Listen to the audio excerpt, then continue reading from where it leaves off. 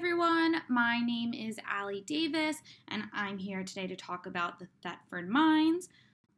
Before we jump in, I just want to go through the table of contents and tell you a little bit about what we'll be talking about. So first we'll be giving an overview, jumping into a bit about the growth of Thetford mines, as well as what it entailed in terms of the health risks of asbestos, what happened globally during the turn of the century involving regulations, as well as how did the Thetford mines sustain profitability while these regulations were becoming more popular around the world. So we will dive into that, and then we'll talk a little bit about the economic impacts of the closures of asbestos mines in general, as well as Thetford mines specifically. And then we'll talk a little bit about asbestos today and why it is still an issue today, even though mines like the Thetford mines have closed. Then I will have some key takeaways as well as references at the back of this video. So to start off, let's just talk a little bit about Thetford mines, which is actually a small town that is in the south central part of Quebec, just over 100 kilometers, which is about 62 miles south of Quebec City. And as you can see, it's circled in red here on the left image, and it's surrounded by the Appalachian Mountains. So the discovery of Thetford mines, asbestos deposit, in 1876 is commonly attributed to a local resident named Joseph Facteau. He was taking a break from cutting his hay to pick some blueberries, and Facteau spotted a strange greenish rock, which you can see in the upper right corner. And he was curious about what this rock may be, what these green minerals were. And so he scraped some fibers from the rock with his fingernail and showed the substance to a visiting fur trader named Roger Ward. Ward actually had some of these samples analyzed and confirmed that it was, in fact, the asbestos minerals. And so in 1877, Ward actually bought the property and mining rights to the village, and companies like his own began producing later that year in 1877.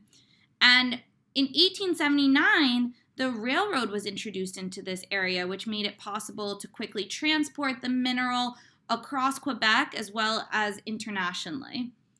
This village was actually called Kingsville when it was incorporated in 1892, but in 1905, it was renamed to Thetford Mines. So as we know, asbestos has been used in many industries and is very important to building, construction, for things like roofing, fireproofing, and sound absorption. But things that are less commonly talked about, which asbestos is very important for, is shipbuilding, insulating boilers, steam pipes, and hot water pipes, as well as in the automotive industry, so for things like vehicle brake shoes and clutch pads. So it is a very, very versatile material, and it was used in the late 19th and 20th century for within a lot of different industries. So now I just want to talk a little bit about how this town grew. And you can see here in figure 1 that population grew exponentially in the mid-20th century. At its peak, Canada was the world's 5th largest exporter of chrysotile asbestos, which meant that they sold approximately 175,000 tons worth, which is also 112 million worth, to 80 nations around the world, most of them in Asia. And so the industry based near Thetford mines and within Thetford mines created about 900 direct and 1,000 indirect jobs, which is a huge number for this town.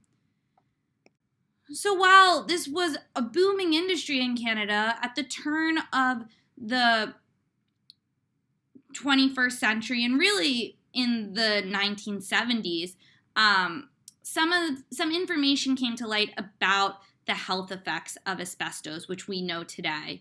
Now it's estimated that the annual global healthcare costs associated with asbestos range from 2.4 to 3.9 billion US dollars. And so while the WHO recommends that the most effective way to eliminate asbestos-related diseases is to ban the use of all forms of asbestos, unfortunately, it's still used today. In fact, about 125 million people in the world are exposed to asbestos at the workplace. And this table here is from a study conducted by Italian researchers in 2019, exploring the relationship between cumulative asbestos exposure and mortality from asbestos-related diseases in a large Italian pool of 21 cohorts of asbestos cement workers with exposure to both chrysotile and amphibole asbestos.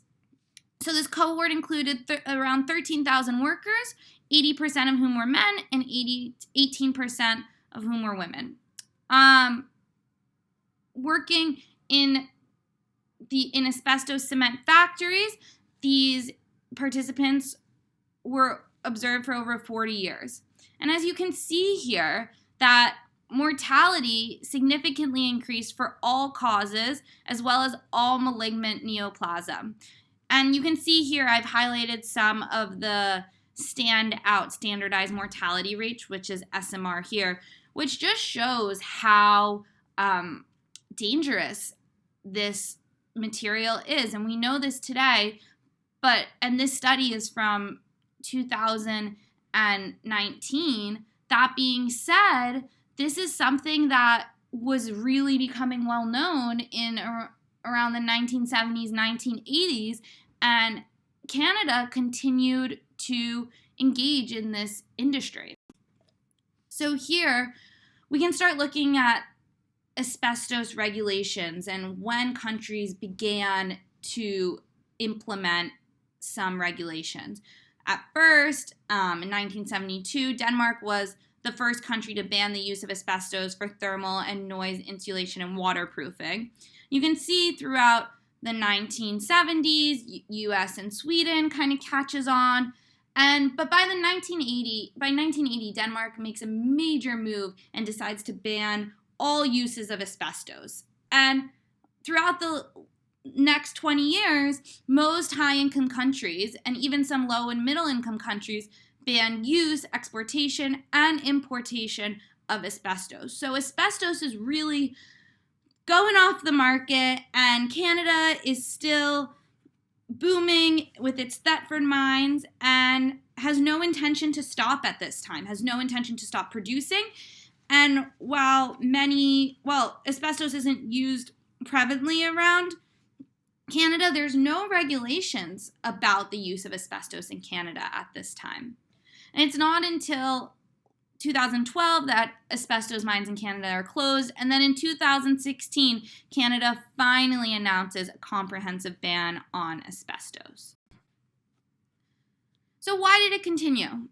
That is a great question, and I think that this cartoon illustrates the issue that I'm about to describe perfectly, which is that asbestos companies, as well as the Canadian government, paid scientists like David Bernstein to produce evidence that supported their argument that chrysotile asbestos weren't dangerous and there could be precautions taken to protect workers from any harm. In fact, Bernstein testified that unlike amphibole asbestos, the shorter chrysotile fibers are removed from the lung and they are not available to cause disease. And so, even though Canada continued to produce asbestos and mine it, these regulations we saw were being put in place and people were becoming more aware of the harm of asbestos. And so the real question that came to mind is how did the Thetford mine sustain its profitability? And I think the two figures on this table really illustrate how. The one on the left is about asbestos production, and you can see that Canada produced about 9% of all asbestos being produced globally.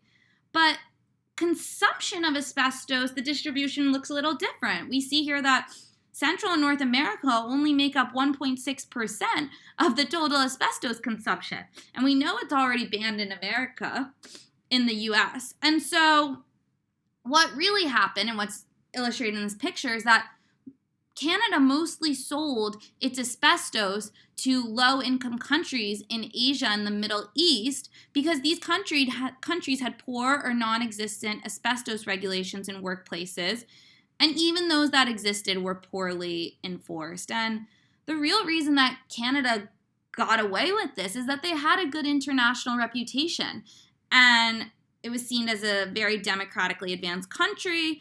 And so its image actually was of enormous value to its global asbestos trade and its ability to continue to partake in such a harmful industry.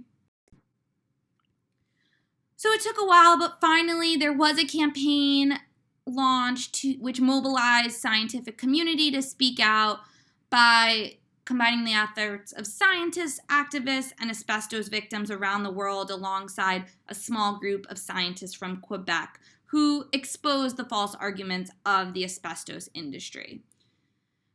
And I guess the real argument at the end of the day, or the fear amongst the Canadian government as well as the miners, is that they were scared to lose their jobs, and they were scared of the economic impact of closing the Thetford mines. We talked about how much value these mines brought to the company.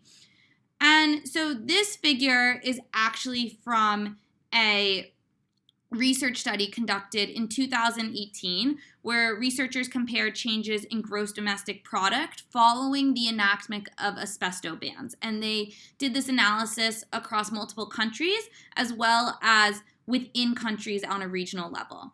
And they didn't find any significant effect on GDP following an asbestos ban on either a country or a regional level. There is notably a bit of a temporary employment decline at the local level, which Canada did suffer when this is of the asbestos mines in Quebec, this specific figure. That being said, this was soon after reversed. By 2 years after the mines closed, things were back to a normal level. And so, in terms of employment. And so the important takeaway is that countries should not be scared to shift away from asbestos due to economic reasons. And so finally, we see that there are still countries that are producing mass amounts of asbestos today, and they are using it and they are sending it to lower middle income countries, vulnerable populations who do not have the regulations in place to protect them. And so we need to, while we've made great strides in asbestos regulations, especially within the US, there's still so much work to be done. And so to summarize what I've talked about today, the key takeaways are that asbestos exportation, which took place at the Thetford mines, were very important to Canada's economy at the turn of the 21st century. And to protect this, although the health risks of asbestos became well known around the globe, Canada invested in resources to help maintain the vitality of its asbestos businesses. And so they did a few things. They changed the name from asbestos to chrysotile, the type of asbestos that they were mining. They created and funded a crystalline institution to conduct research and create safe guidelines. And they sold their asbestos to vulnerable countries that were still willing to buy these asbestos. And eventually, Thetford mines closed in 2012, and the usage was eventually banned in Canada in 2016. And so while Canada feared the economic implications, and asbestos mining was a huge part of Quebec's economy, eliminating asbestos did not significantly impact the country's GDP for Canada or any country analyzed in this research study. And this is important as we move forward and work with other countries to ban asbestos or implement regulations at the very least. Here are my list of references, and thank you all so much for your time.